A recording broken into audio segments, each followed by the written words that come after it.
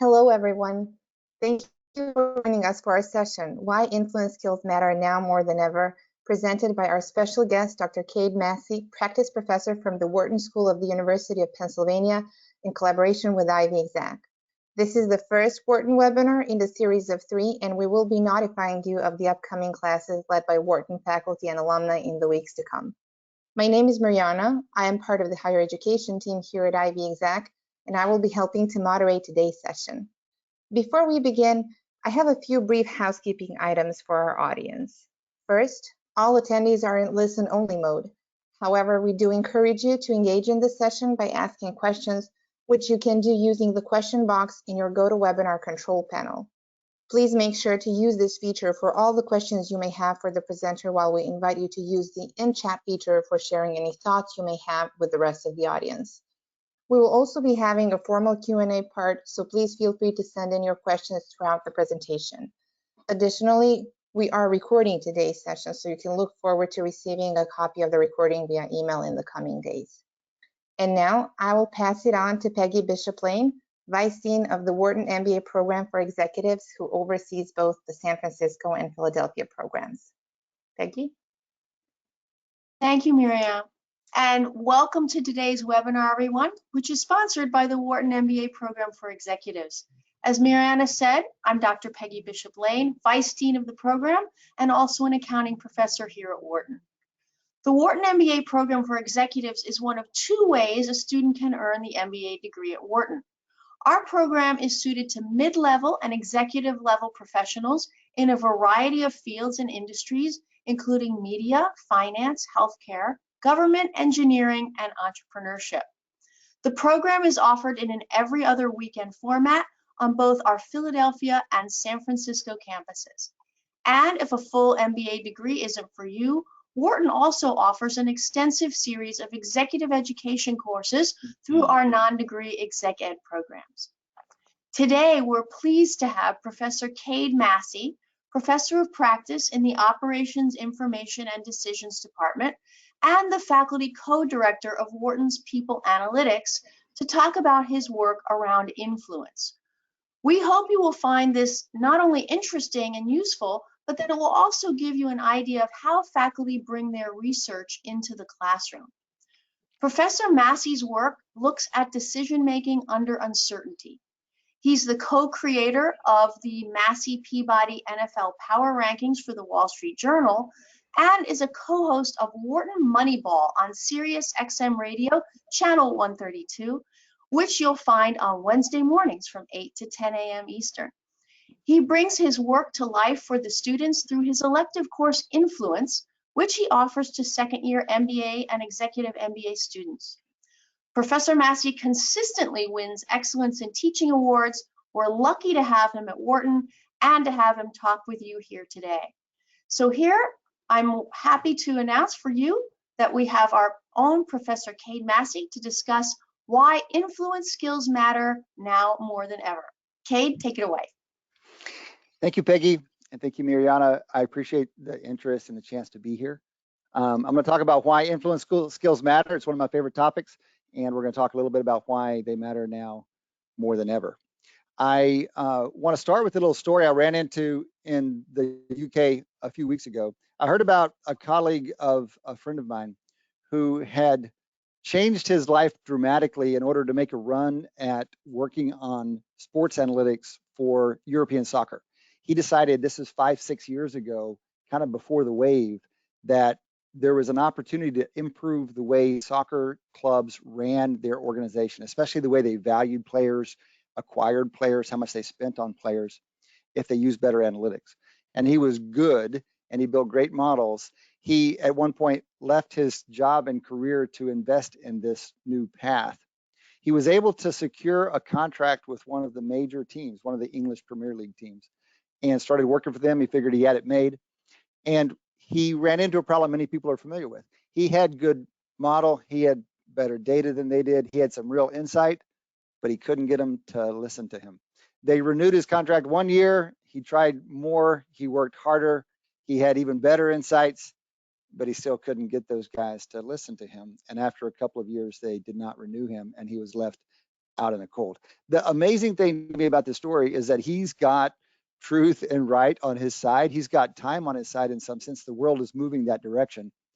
And they would have had a real advantage, these teams, if they had listened to him, but they didn't listen to him. This is a common experience. I've had these conversations in recent months, just a handful, just a sampling. An HR executive trying to roll out a new performance evaluation system, an IT manager trying to improve technology at a large food distribution company, a hedge fund executive trying to blend quantitative modelers with traditional managers, and even a consultant trying to get casinos to experiment more. In all cases, I would judge these people to have great ideas and their companies to be better if they listen to them. And in all cases, it is a struggle. This, I think, is a common experience, and this is why we need to talk today. We're interested in why good ideas don't have more impact, why good ideas don't have more impact, and influence skills, of course, are going to be the angle that I take on this. Where I'm coming from, I have been teaching, as Peggy says, this topic for some time now, 12 or 13 years, with our MBAs, executive MBAs, with exec ed clients that come through here. I've also been collecting data and doing research on this topic for most of that time, which has led to some new ideas for me and some new insights for me I wouldn't have anticipated ahead of time. And I work with industry. As Peggy said, I work in the people analytics space, and especially within professional sports. I work with professional football teams and other sports, especially on personnel evaluation, compensation, and the processes they use. All of this has led me to feel strongly about the importance of influence skills. I love the chance to talk about it with a new group because it's the kind of thing that can improve your life. It can improve your personal life as much as your professional life. It's the kind of thing where if we can get just a little bit better, it matters so often and in so many corners of our life, it can compound into a very big difference. So what I want to talk about today is 5 beliefs that undermine impact. So this is my answer to why good ideas don't get traction. This is my answer to the influence skills we need, and especially now, to get better traction in organizations. So the first of these beliefs that undermine impact is that selling isn't part of my job. And as I go through these, you might ask yourself, you might do a little self-assessment. Do I believe this? To what extent do I believe this? And even if I don't believe it, do I act as if I believe it? So you might just do a quick self-assessment. To what extent do you agree with, or do you believe with, or do you act as if you believe that selling isn't part of your job? Let's dig into this a little bit. There was a book a few years ago by the psychologist Chip Heath and his brother Dan, and big bestseller book on why some ideas have better traction than others. They talk in this book about the getting the answer stage versus the telling others stage. They draw a distinction between the work we put into getting answers, which is what most of us think our job is, versus once we have the answer, the time and effort we put into telling others, how we tell them, who we tell, the work and time we put into that. And their claim is that we spend too much time on getting the answer stage and not enough time on telling others. It's not that we want to short shift the getting the answer, it's just that we're not allocating enough time to the telling others. If we can't convince others, it kind of doesn't matter how good your answer is. And the observation is that we consistently underestimate in that telling others phase. An exception to this is my colleague Yuri Simonson, who is a co-author of a hugely influential paper in psychology called False Positive Psychology. He's also the co-founder of Data Colada, which is making a big difference in academic research and in multiple fields. I've known Yuri since he was a grad student, and he's an extremely effective presenter. And something he does is that he uses analogies and metaphors really effectively. And it's a little unusual for academics to be geared up that way, and it really separates the effectiveness of his presentations. I asked him one time how it came to be, like, why is it that he's so good at this? And I figured it was just a quality of his. He said he spends a lot of time on it. He says it's not something that comes naturally to him, but that he thinks it makes a big difference, and so he allocates a lot of time. He said he might spend weeks or even months while he's doing research trying to come up with the right analogy or the right metaphor. It was super eye-opening to me that he wasn't just genetically disposed that way, but rather it was a choice he made, and it was time that he allocated. And I've seen the difference it makes. It has made a huge difference, for example, in his work on false positive psychology. You might ask yourself, you might even be saying to yourself, why do we need to do that? If I've got the right answer, shouldn't people just listen to me? And isn't the world going to reward those with the right answers? This is the kind of thinking that psychologists call just world beliefs, or you might have a just world hypothesis. This is something that it's a phase that children go through that help them kind of organize the world and develop, but we're supposed to grow out of it. Many adults don't grow out of it. You might summarize the just world hypothesis for our purposes as being beliefs that good things happen to good people, bad things happen to bad people. Hard work always pays off. Good intentions are rewarded, and merit trumps relationships. So a little self-assessment again, to what extent do you think you subscribe to this world belief, to this set of just world hypotheses? Let me give you an alternative world. That's what I would call the rough world. And this sets up like this: good and bad things happen to both good and bad people. Hard work often pays off. Good intentions are sometimes considered. Merit and relationships matter. Now, I don't think these things are actually that controversial, but they're pretty different from the just world beliefs that many people carry around, even if only tacitly. And it makes a big difference in what we do and what we think we need to do in order to have an impact. You're better motivated to put time into that telling others stage, to selling, if you believe it's more of a rough world than a just world. There's a line from Oscar Wilde that captures this pretty well. The playwright, he says in The Importance of Being Earnest, he says, the good ended happily and the bad unhappily. That's what fiction means. He captures very well the challenge that many feel that we ought to be challenging these just world beliefs. The last thing I'll say in this section is a quote from Bill Campbell. Bill Campbell died a few years ago. When he died, Eric Schmidt, the CEO of Google, and some of his colleagues wrote a book about him. He'd been a mentor to many of the founders out there in Silicon Valley. His first job, when he moved west, he was a football coach at Columbia University. He moved west and went to work for Apple. He supervised a young exec named Donna Dubinsky, and there's a HBR, a Harvard Business School case about Donna. And in that case, he gives this quote at the end of the case. This is in the epilogue, and it really captures not only the case, but really the whole field. He says about Dubinsky, she's grown a lot in the last 6 months. She's gone from I know the answer to I have to sell the answer. That's the maturity we need. And the prescription that comes out of it is to make time for shaping and socializing your message. All right, so number 2, building professional relationships is not a high priority. This is a second belief that undermines impact. You, again, on the self-assessment front, might ask yourself, to what extent do you believe this? And to what extent do you act as if you believe it? Building professional relationships is not a high priority. So a good network, a good professional network, has been called a safety net of information and goodwill. And that's a good summary, a simple summary of thinking about the two things that it provides. It provides information, which is vital to our professional success. It also provides goodwill, support, emotional support, active support when we need it. And so most of us intuit that we need to have a good professional network. In fact, I might ask you, how good a network do you want to have a year from now or 5 years from now? And all of us will say, we want a strong network. We want a diverse network. We know that that's an asset that we'd like to cultivate and have. And we clearly would value that from a distance. But the problem is today, you're busy. Today, you'd rather stay at your desk over lunch than talk to somebody new or go across the parking lot to a different building and create a new relationship. You're busy. We have other demands on us than making an investment on an uncertain relationship to build a network that might not pay off for years. The trouble is tomorrow you'll feel the same way, and the next day, and a week from now, and a year from now. You've got this consistent tension between what is appealing to you today, what you feel like you need to attend to today, versus if you look at a distance, you can say, yeah, I'd rather have the good network. It's just that when you look at today, you don't have the same motivation. This is what the psychologists call time inconsistent preferences. And we observe it in many different domains. It's not something that is unusual. We see it, for example, in savings. We see it in exercise. We see it in healthy eating and nutrition. This is something you're probably quite familiar with in your own life.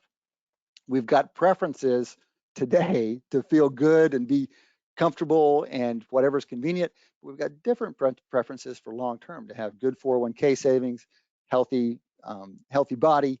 And we have to make some decisions that go against the short-term convenience if we're going to have the long-term optimization. So If we just let those short-term preferences run our lives, we're going to be myopic, we're going to make suboptimal decisions. It's like waiting for a heart attack before starting your exercise program. This is essentially what you're doing. It's a little dramatic, fair, but this is what you're doing if you are waiting to meet somebody until you need them. You need to be cultivating relationships ahead of time, but you've got that short-term incentive to take care of the hotter issues on your desk. So what do? Well, there's a second problem waiting around as well. The second problem is it feels awkward to ask for a favor when you haven't been in touch with somebody. You may have been needing to call them. They may have called you and you haven't gotten back to them, or texted or written emails. And then all of a sudden you need them for something, but now you've been out of touch. That's an awkward situation. Equally awkward is if you're acting like you're getting in touch when in fact you're actually looking for a favor. This is something everybody's experienced at some point, and it's something we'd rather not experience. We'd rather have more integrity than that. So how do you address this? This is the same problem as before. We've got to overcome those short-term incentives to take care of the local business and build those more global needs, the longer-term needs of a better network. So what you need in these situations, just as with the savings, just as with exercise, you need a policy. You need a course of action that's chosen intentionally from a cool, rational distance that guides your behavior each day. You can't let your myopic local maximizer make these decisions that have big long-term consequences. You don't do that in your savings life. You don't do it in your exercise and nutrition life. So why would you let it drive your behavior in something as important as your professional network? Now, I can't tell you what your policy should be, but it will probably include things like regular meetings, regular lunches, regular dinners, a phone call list that you visit on a regular basis, some regularity and some commitments that take you out of the local preferences and force you to be consistent with your longer term preferences. A heuristic for this, a simple heuristic for this, is that you should network more than is convenient. Unless it hurts a little bit, you're not doing it right. Again, just like savings, just like exercise, just like nutrition, if you know you're doing it right when, or you know you're at least in the right direction when it's a little inconvenient. If you're just doing what's convenient, you're probably underinvesting. So that's our second prescription in response to our second unproductive belief, that is, network more than is convenient. All right, number 3, we've got 5 of these. This is the third one. The third belief that undermines your impact is that my natural way of influencing others is enough. It's enough to just do things that come natural for me. I've got a way of influencing the world. Come on, man, I've accomplished a few things. I've made my way through the world. I've got a way of doing it. That's probably enough. So again, you ask yourself, this is the self-assessment part. To what extent do you believe that? To what extent is that something that you're acting as if you believe? There's a line in a book about Thomas Cromwell. Cromwell was an advisor to King Henry VIII. King Henry VIII is the one who had all the wives. So he wasn't a great guy. Cromwell was one of his main advisors. He eventually beheaded Cromwell, just like he beheaded at least one of his wives. But for a while, Cromwell was the second most powerful person in the UK. He had grown, he was, and more importantly for our story, he was a commoner. He wasn't of noble birth, which meant put a real ceiling on what he should have been able to do, but he was extraordinary in cultivating and using power. And at the peak, he was the second most powerful guy in the country. There's a line in the book about him.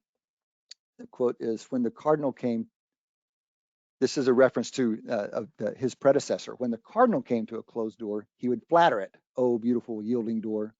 Then he would try tricking it open. And you were just the same, Cromwell, just the same. But in the last resort, you just kick it in. I grabbed this quote because it highlights 3 very different ways of opening the door, 3 different ways of influencing the world, 3 different ways of getting your way. This person is praising Cromwell in a way because he has 3 different ways. He said the cardinal, who was very powerful, would flatter a trick, and you do that, but also you might just kick it in. And this connects. These are all have a little bit of a negative connotation, but they connect very well to 3 broad strategies of influencing the world I want to share with you. First is hard power. This is the way we've kind of traditionally thought about power, especially in international relations, is military might. You can think of it as using strength and authority to advance your goals. Some tactics here are might and ethos. In fundamental terms, it's a coercive strategy. There's a quote here from Ruth Bader Ginsburg, who said, "Fight for what you believe in, but do it in a way that others will follow you." So there's fight here, but optimally used, there is also some relationship preservation. You don't just go ruining relationships. You can use hard power, you can use might, you can be coercive while still being relationship preserving. This is what Ginsburg is advocating. This is a summary of one broad strategy for influence, that is hard power. A second, which really was articulated for the first time in the 20th century, and it was really about national culture, is the ability to build relationships and work through others. And this is the notion of soft power. Tactics here: networks, coalitions, team building, exchange, allocentrism, pathos. Fundamentally, this is a relational strategy. This is about relationships. The quote here from the political scientist who coined the term is that soft power is the important ability to get others to want what you want. So a second very different strategy, complementary to hard power, different. And there's a third. This is, we're progressing as our thinking has progressed over time to a third that's only been articulated in recent years. And as far as I know, I'm the only person collecting data on it. And the definition here is of smart power is the wisdom to direct your influence tactics effectively. Tactics we include here are intentionality, agency, situation awareness, and logos. This is fundamentally an analytical strategy. A quote that captures it well came from the politician Hillary Clinton. She spoke directly about smart power when she was going through the confirmation for Secretary of State. She said, "We must use the full range of tools at our disposal, picking the right tool or combination of tools for each situation." She named it as smart power. It's another term from Joseph Nye. So we, in our research, study people's behaviors, and we find that they cluster into these three strategies, that there are groups of tactics that cluster together, and they really are these three factors, these three broad strategies capture different ways of influencing the world.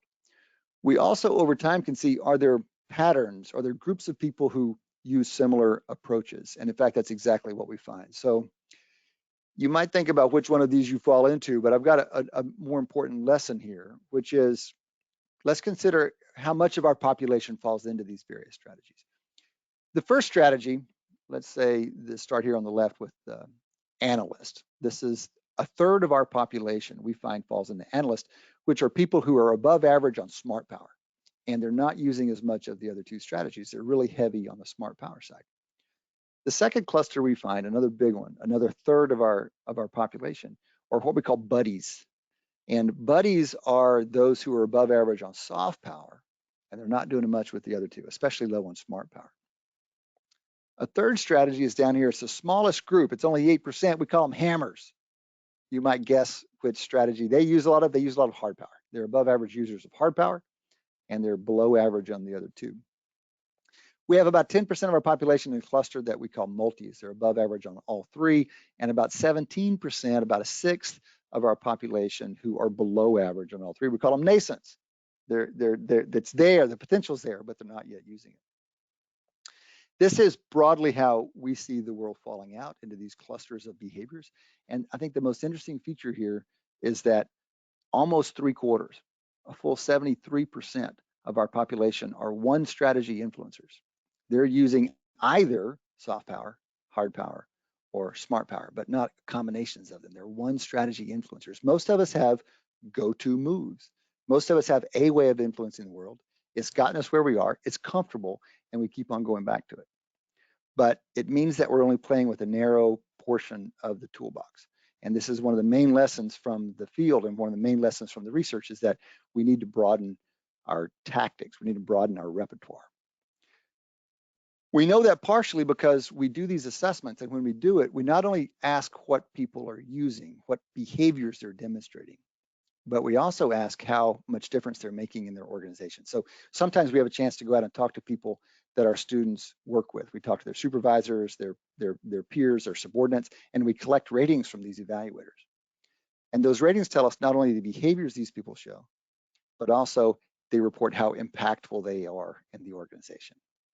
And what I'll show you here is for each of those 5 clusters, nascent, analyst, hammer, buddy, and multi, for each of those clusters, what's the average impact rating of the people in that cluster. How much difference are those people making in their organizations? And this is what we see. The nascents, who are the folks who are below average on all three strategies, are reported having on average one standard deviation, a full standard deviation less impact in their company. The three clusters in the middle, which are the one strategy influencers, analyst, hammer, and buddy, they are reported near average, a little bit above average, but they're kind of close to each other, and they're close to average influencers. And then the multis, who are the three strategy influencers, they're above average on the use of all three, are reported to have, on average, a full standard deviation more impact in their organization than those in the other clusters. This is a big difference. These are big differences in social science, and it reflects the impact of using these different behaviors, and especially the impact of having more than one at your disposal. We're trying to pull people beyond what's comfort. We're trying to pull them to broaden their repertoire, and we see a big return when we're able to do that. So the prescription here is to be multiple in your influence tactics. Go beyond, open your eyes to what the other tactics are, and get more comfortable using them. All right, number 4. We've got 5 here. Number 4, these are beliefs that undermine impact. Fourth belief is that circumstances are holding me back. The belief that circumstances are holding me back.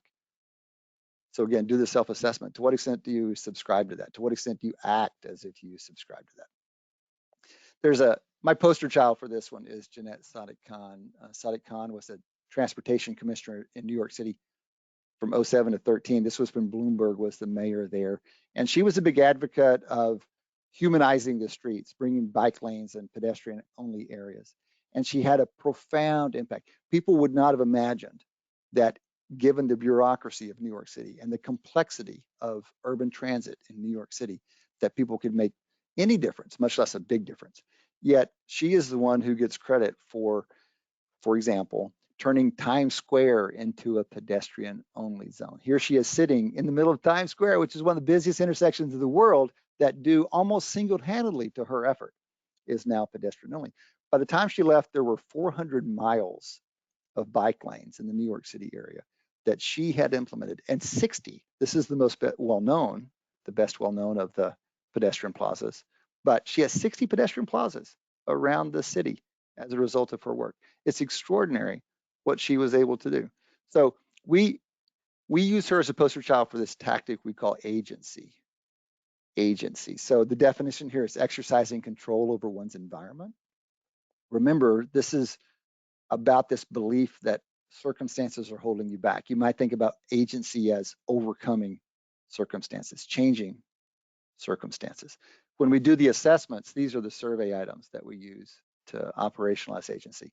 This person, to what extent do they create new alternatives, considers how a situation can be improved, acts before being asked to, works beyond explicit job expectations, and shows initiative in taking on work.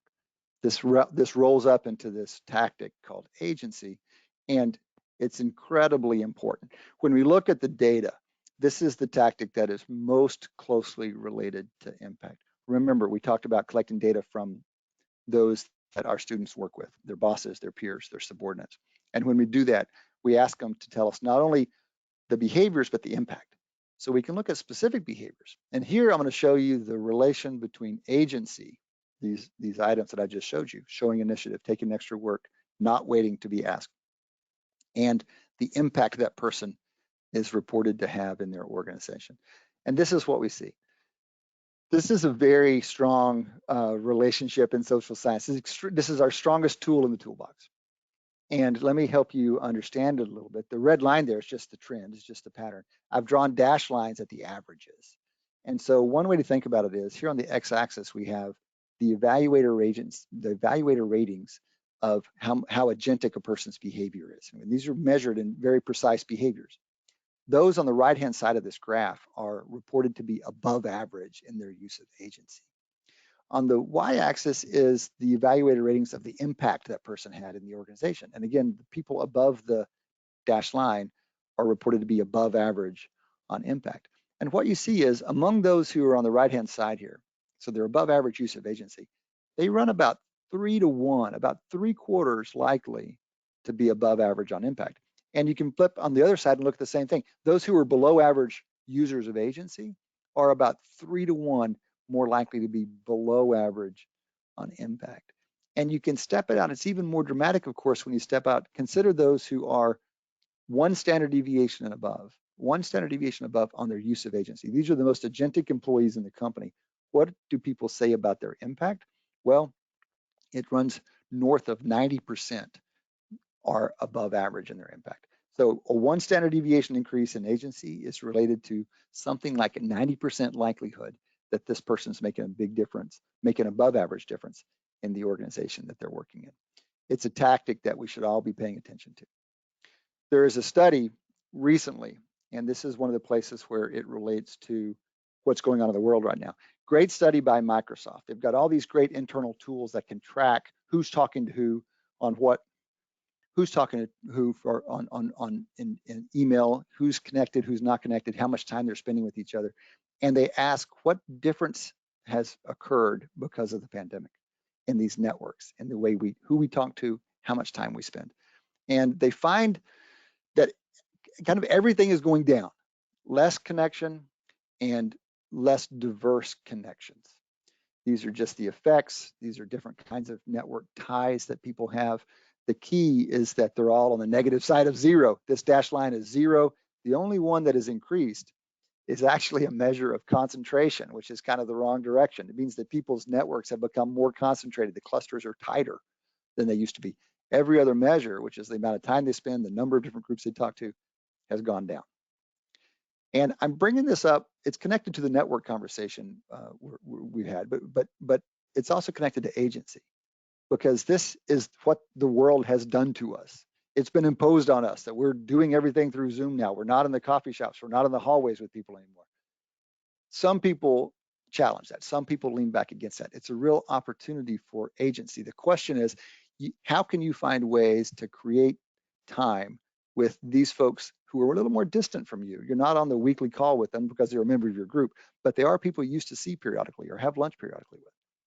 How can you find time in the current environment to rebuild that relationship, to stay in touch? Maybe not quite as much as before, but just something better than inertia, something better than accepting what the world has imposed on us. This is a call for agency, basically. We've got to overcome these circumstances. We've got to exercise a little more control over these circumstances. There's a line from Frank Costello in The Departed that captures it well. Costello, bad guy, don't get me wrong, great line. Costello says, I don't want to be a product of my environment. I want my environment to be a product of me. That's the heart of agency, and it's highly related to influence. The prescription here is don't settle for playing the cards you're dealt. Exercise more control. Find ways to bend circumstances toward your goals. All right, fifth and final belief. Fifth and final belief that undermines impact, and that is that I must choose between politics and integrity. I believe I must choose between politics and integrity. That belief undermines your impact. Final chance for assessment. To what extent do you subscribe to that one? Again, even if only implicitly. To what extent do you act as if you subscribe to that one? So a few quick words on this. We often think life is like the movies. We're kind of indoctrinated to believe this is the way the world is. Consider one of the great movies of all time, Mr. Smith Goes to Hollywood. Just one example of this thing. The bad guys are political operators. The good guys are pure and naive. And if the good guys win, if they win, how do they do it? They do it through sheer persistence. It's not tactics. It's not being clever. It's usually just sheer persistence, consistent with their naivete and their purity. So if we think that's the way the world is, then we're never going to want to use these tactics because we feel like that would make us a bad person. That would violate our integrity. And I want to push pretty hard back against that. One of the ideas here is that to be ambitious is great, but to be ambitious without being realistic about the world is feckless. One of my favorite examples here is Lyndon Johnson, president of the US in the 60s, in the mid 60s. Here he is talking to Martin Luther King Jr. They're strategizing about the civil rights legislation they were pushing for in the early 60s. Johnson was considered a master political operator. When he was in the Senate, he was called the Master of the Senate. There's a whole book on him called the Master of the Senate. He made the Senate work in a way that had never worked before. And in particular, he gets credit for pushing forward this civil rights legislation. It had sat unsuccessful for 75 years. People had tried to advance civil rights legislation since the Reconstruction era in the late 1800s in the US, and it had always failed until Johnson got there. And Johnson gets credit for pushing ahead the civil rights legislation, and it's precisely because he knew how to use these tools. It's precisely because he saw clearly and realistically what the world was like and what was going to be required to advance the cause. Now, Johnson is a mixed guy. He's got his own set of integrity issues, and so you might not want to take too much from him. But I would understand some reservations. But I can pose for you even more heroic people. Many of our heroes are actually political masters. Abraham Lincoln was incredible at a wide range of these tools, and destroyed the U.S. Constitution in order to preserve the country and rewrite the U.S. Constitution. He was aggressive in his pursuit of what he considered to be what's best for the country, and in doing that, he leaned on all kinds of tools. Sergio de Mello is less well known, but he was a hero in the diplomatic corps. He died in Iraq. He died in 2003. It was one of the first civilian bombings of the Iraq's response to the invasion there. And he was at the top of his game. Many people thought he'd be the next Secretary General of the UN. He was a charming guy, but he had other qualities as well. I recently, just last month, talked to a British diplomat who had worked with him and knew him. The first thing this diplomat said to me about Sergio was he had vast reserves of both charm and steel.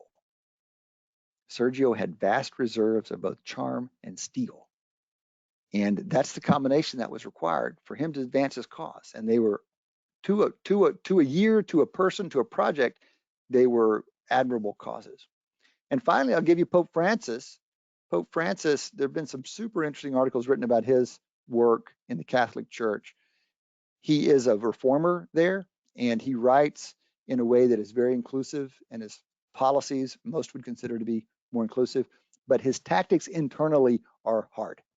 And that's because he believes they have to be for him to advance his agenda. And it's one of the most striking examples of even the Pope has to play hardball, even the Pope. All of these are examples of guys. It doesn't matter that they have right on their side if you believe they do. I mean, it's hard to argue with Lincoln, for example, freeing the slaves. It doesn't matter if they have right on their side. They still have to use tactics in order to advance the cause. In fact, we believe you have to see the world clearly in order to change it. All right, those are the 5 beliefs that are undermining impact. You might have some sense of the extent to which you have been subscribing to them. Here they are in one page for you. Again, you might kind of run down and tally them up, like how many out of 5 would you say you've been acting like you believe? How many of those have you been subscribing to tacitly or otherwise? And now that we've talked it through, we can talk about alternatives to those beliefs. So here's 5 beliefs, 1-to-1, that increase impact. Let's flip those around. What would the belief be that about each of those issues that increase impact? 1, I have to sell my answers. It's that simple. I have to sell my answers. If I want to have impact, I have to spend time selling. Number 2, it's important to get to know people before I need them. I'll be more effective and I'll feel better about it. And I'll have more integrity if I get to know them before I have an agenda. Number 3, I need multiple ways to influence others. I need to be multiple. I have to go beyond what comes naturally. That's fine for modest goals. For my more ambitious goals, I need to have more ambitious toolbox. Number 4, changing the circumstances is actually part of my job.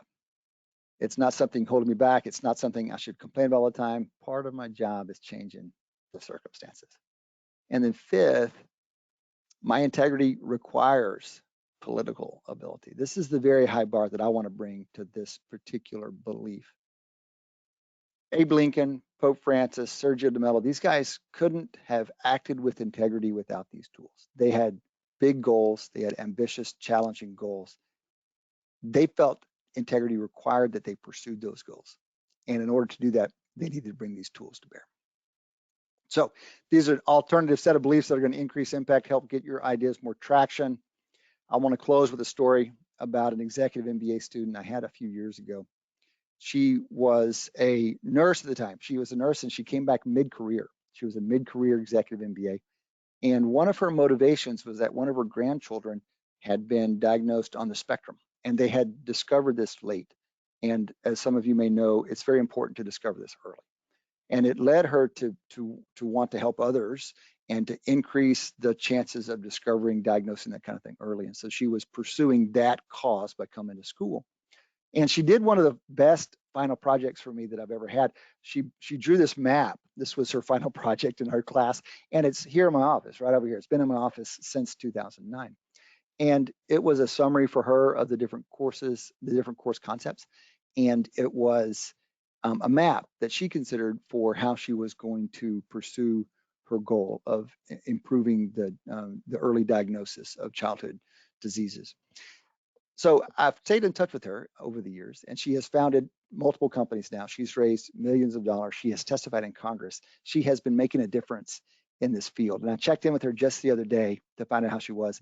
And she said that she was just speaking to a classmate about power and politics, that it was 12 years, and she was just speaking to a classmate. She said it still guides her behavior. In fact, she sent me a picture. This is her living room wall. When she turned this project into me, she also made one for herself, and she has it in her living room wall, and she gives some credit to the success she's had in this goal that she's been pursuing, to these tactics that we talked about in the classroom 12 years ago. All right, I'm going to stop there. I will actually close with this slide, or leave this slide up for a little bit while we have some questions. This slide is a place where you can find more information about the executive MBA programs at Wharton. We have programs based both in Philadelphia and San Francisco, and more about the leverage inventory, which is the assessment tool that I talked a little bit about as we went through. I'll put that up. I'll put that back up here in a second. I'm going to stop for a second just so I can touch base with where everybody is. But thank you for listening. And if you have questions you'd like to kick around in the time that we have left, I'll be happy to talk about them. Dr. Massey, thank you so much. We do have a couple of questions, and I would also like to let everyone know that they can share additional questions while the Q&A session is in progress. So here's the first one. How are persuasion skills, do they actually relate to influencing skills? If and how? That's more of a question. Yeah, I don't play a lot of semantic games with this stuff. There are academic fields that want to draw big distinctions between status and power, and I understand that they are technically different, but I'm not going to go to a lot of links to separate persuasion from influence. I consider persuasion to be one aspect of influence. It's not the only way to influence others, but it's a very important way. And when we talk about this in class, we set a day aside, and the way I would think about it is, rhetoric, there's a time and place where it's really important. I don't think it's the most central. And in fact, there's research that shows that people who believe like making a pretty presentation is the most important way to influence, people who have that priority are less effective. Relationships, for example, initiative, for example, are more central. But there's no getting around that there are times and places where it matters a lot. And so having that tool at your disposal for those moments is important. Wonderful. Here's the next one. How do we account for the impact of new social media tools that contribute either positively or negatively to these principles? Yeah, it's really interesting. I think one of the main themes in this field, and one of the main themes that I've observed in working with people in this field, is that you can think broadly about two parallel paths for you to manage as you go through your professional life. And this isn't pretty. I wish the world were a little different, but this is, I think, a fair summary. One, you got to be good at your job. You got to do the substantive work. You got to make a difference on the ground. That's most important. You don't have anything to leverage if you don't have that. But there's this parallel thread that says, a student was talking to me about the other day, she called it the marketing campaign. There's a marketing campaign aspect to power and influence.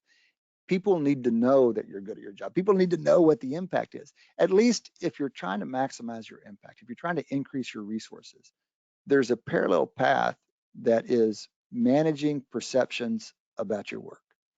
It is not a substitute for being good at your work. There's no substitute for being good at your work. I'm talking about a parallel path. But you see it in Sergio de Mello's career, this diplomat that I was just talking about. You see it with Robert Moses, who was inarguably the most important person in New York City in the whole 20th century. You even hear, I mean, you go back and read Machiavelli. Machiavelli will talk about these two paths. There's a real theme here. And those of us who think the world is just and all we've got to do is do our job and we'll be rewarded are inclined to neglect that second path. And I wish we could. But in my observation and in my work with others, it's real clear to me that the most impactful pay attention to both these paths. Oh, so why? So that's connected. That connects to social media because social media, there's all these new tools, and you know, people. There's a lot of social media that we all have opinions about that aren't great, but it means that it's actually a democratization of the tools needed to manage these things, and so it gives you a chance. LinkedIn, for example, you can build your expertise and you can build your reputation on LinkedIn through what you post there. There's other, less professional social media as well. But the most benign way to think about that, and I would encourage you to think about that, is a tool for increasing your credibility and ethos based on your good work, based around your good work. Thanks so much, Dr. Massey. We have, I believe, 3 or 4 questions that are fairly similar. But are there any other materials you recommend for increasing our agency? I'm just going to put everything in one question for you. Is there anything that you would recommend in putting this into practice? Books, other lectures? This is pretty much in line with the 3rd way to increase impact. So let us know if you have any recommendations for this particular one. Agency in particular, is this the idea? The 3rd way to increase impact. So what would you say are the most effective ways to influence others? Do you have any book recommendations for this particular one? Yeah. So I think most important is that you have multiple ways of influencing other people. And so I'm hesitant to put a little too much on one thing. And you could even argue that more important than that is this mindset and this recognition that you need to go to this work, that you need to go to this effort, and that it doesn't compromise your integrity to do it. When I first came across this material, I avoided it, I shunned it. I thought it was for people who weren't good at their job. And it wasn't until I started, actually working with the world with some real good information, real good ideas, and ran into these struggles that I began to appreciate. It's not an alternative to being good at your job. It's actually being good at your job. Having political ability is merit. If we're doing hard things, we have a lot of convincing to do. And that means merit is political ability. So just that mindset is one of the most important things. And I think you get that mindset by reading more history and reading more biographies and reading more about people who have gone to these links to accomplish great things. So reading books about Robert Moses, reading books about Abraham Lincoln. I mean, there's one of the only books I can say I'm sure has been life-changing for me is a book about Abraham Lincoln called Team of Rivals. It's by Doris Carnes Goodwin. And it shows very clearly the wide range of tools that Lincoln had to use over his lifetime and how extraordinary he was and how much integrity he brought to that effort. And it really deepens your appreciation for the importance of it and the ability. It's like proof of concept that it can be done with integrity. More pointed, there's a scholar on the West Coast named Jeff Pfeffer. He's a Stanford scholar who's been writing on power and influence for about as long as anybody. He's got a couple of great books. My only hesitation to recommend Pfeffer is that he's a little more cynical than me. Some people think I'm cynical. He's more cynical than I am. He's often kind of the direction of Machiavelli. And so I don't agree with everything he writes, but I think he's got a lot of wisdom. It's a nice mix of both social science and real world experience. And it's kind of fun to decide what that he says you don't agree with and what that you do agree with. But I think Pfeffer is about as good on this topic and right on it, like pointedly right on the stuff that I'm talking about, that it's a very concentrated way to go in and get into it. Pfeffer is spelled P-F-E-F-F-E-R. He's got a couple of books called Power. His most recent one's called Power. I think before that there was one called Managing with Power. They're very related. So those are my top recommendations, other than coming and doing an executive MBA with us, or we've got a Coursera version of this class as well, which is another way to dive into it. Wonderful. Dr. Massey, can you elaborate on what is different now and going into the future that justifies the more than ever? I think the main thing is that one of the themes with this material is exercising more control over your behavior and not just operating on, autopilot. Getting a gap between the world coming at us and just responding. Choosing, for example, to use a different tactic than what you've usually used. Developing a broader set of responses to the world. And what's happened in the last 2 years is that the world's come at us so hard that very few of us are operating with that kind of agency over the environments that we've been put into. And so I think it's more important than ever that we try to regain some control, regain especially control over our relationships, how much time we spend with each other, recontrol over how we communicate with each other, recapture control over what people know about what we're doing and what we know about what other people are doing. There's just real scope here for recognizing the agency we have here and going to those extra links, especially because of how much things have changed and especially because of how difficult the situation's been in. It was easier to stay in touch with people when you just had to walk out your door. But staying in touch with people is like really important. There's probably no more central issue in power and influence than relationships. So if we just let the world come at us and shift us all into Zoom and put us back into our houses and take away all the coffee chats, then our most important asset, our network, is going to decay. So we have to, one, recognize the importance of that network, therefore it needs attention, and then two, exercise more agency on cultivating it, maintaining it, building it back up. This was so well said. Thank you so much. Can you let us know how does influencing people intersect with negotiating? This question is based on many examples you offered during this session. They're very close cousins. I've taught negotiation since I first came out of grad school 20 years ago. And when I teach negotiation, there's a class or two that shows up in both my courses, both influence and negotiation. Recently, we actually smashed together negotiation and influence into a single class that we do online for exec ed. And it was fun to see those together because there are some differences and there's some real commonalities. I mean, mostly I think about influence as negotiation generalized. Negotiation, we tend to think about like at a negotiation table, it's kind of formal, there's a start, there's a stop. And you can think about influence as all the stuff that influences the negotiation before you get to the table and all the stuff that influences negotiation after you leave the table. And I think that's fair because really they're of the same cloth. Influence is just a little more general. I will say a couple things. I think the real points of similarity, the hinges where they connect. One is relationships. Relationships is, as I just said, central to influence. But it turns out when you study negotiation and you do a lot of negotiating, you learn that relationships are absolutely fundamental to what happens at the negotiating table. So that's a real strong commonality between the two. And the other is leverage. And this was surprising to me. This was a fun kind of discovery of putting these two topics together in a single class. We talk a lot about leverage in negotiation. Leverage, in short, leverage is the power you get when the other side needs you more than you need them, in short.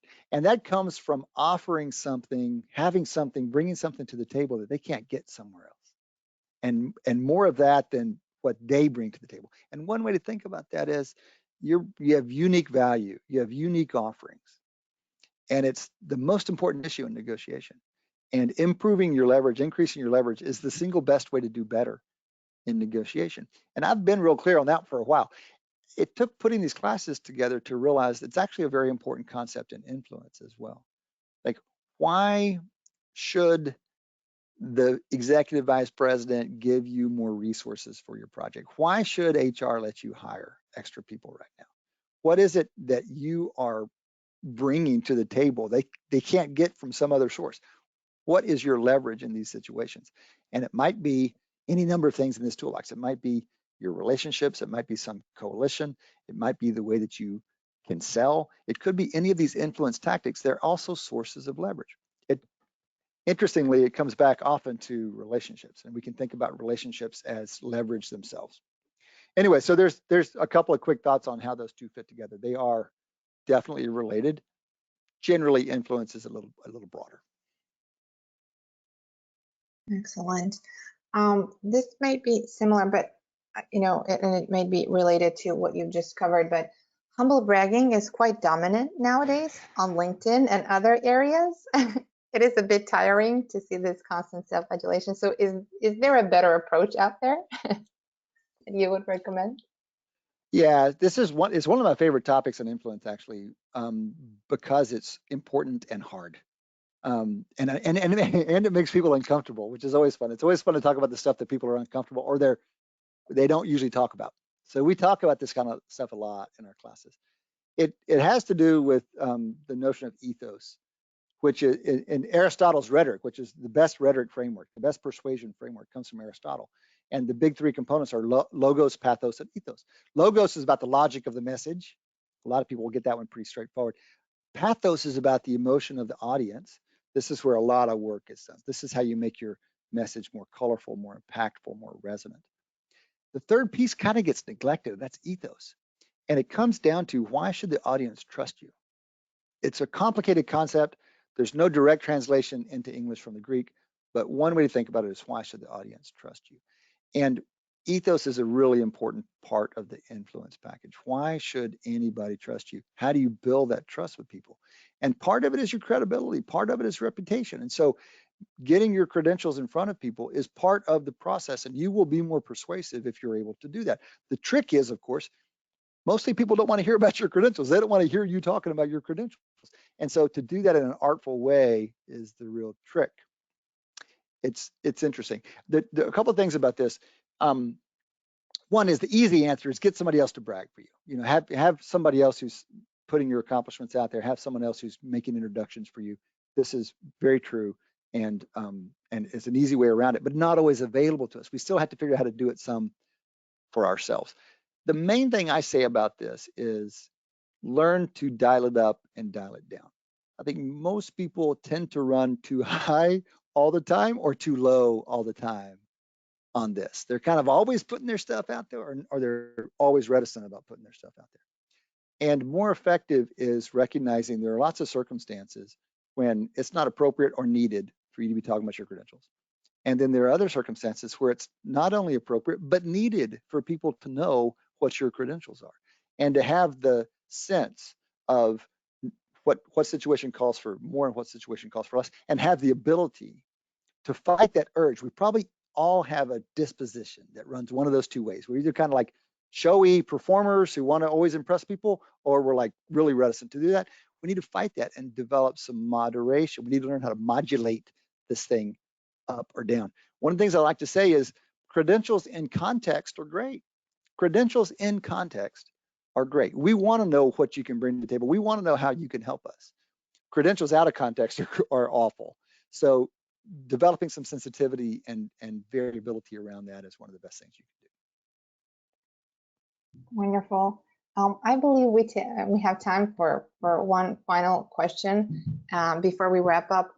In terms of implementing change, even minor improvements, or simply doing your own job well amongst those trying to get away with doing less, when working with a group resistant to learning new processes or skills, or simply not seeking to grow, are there any ways to influence in that sort of environment where goals and values seem to be somewhat misaligned? And what are some good resources for understanding that type of mindset and how to influence those people? Yeah, a lot of the really hard ones come down to that kind of thing, and a lot of that comes down to organizational culture. And it's so interesting to me that after years of various approaches, I end up with only a deeper appreciation for the role of organizational culture. You've got I don't know, circumstances vary. There's lots of different tactics, but my immediate reaction is, you need to figure out how to get people on the same page, and it's generally building some kind of common identity, and that often requires breaking down these disparate identities. We often have teams that come together from different backgrounds, different disciplines, different functions, and they think first about their identity as being that thing. I'm a marketer, or I'm an engineer, and not I am a product person or I'm a company person.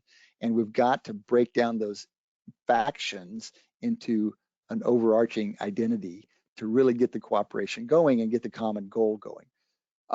One of the grandest examples of this was Mandela when he came to power after apartheid. There were, of course, very strong factions and a lot of hostility between factions in South Africa at the time.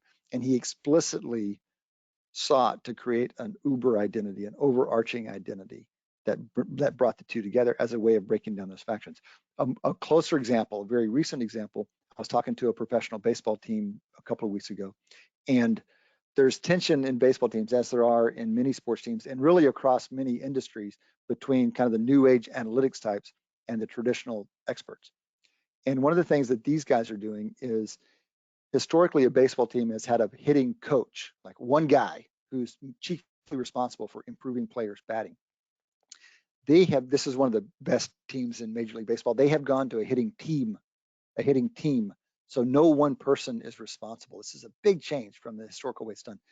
And they've got people from different disciplines and different backgrounds all working together, explicitly evaluating all of them on the group outcome, not individual outcome, and working to break down the identity of these disciplinary backgrounds and building a group identity, a common group identity. So that's a lot easier said than done, but time and again, I see organizations struggling with change, and the struggle comes back to an organizational issue, a culture issue, an identity issue, and more work needs to be done breaking down those factions and building the group identity.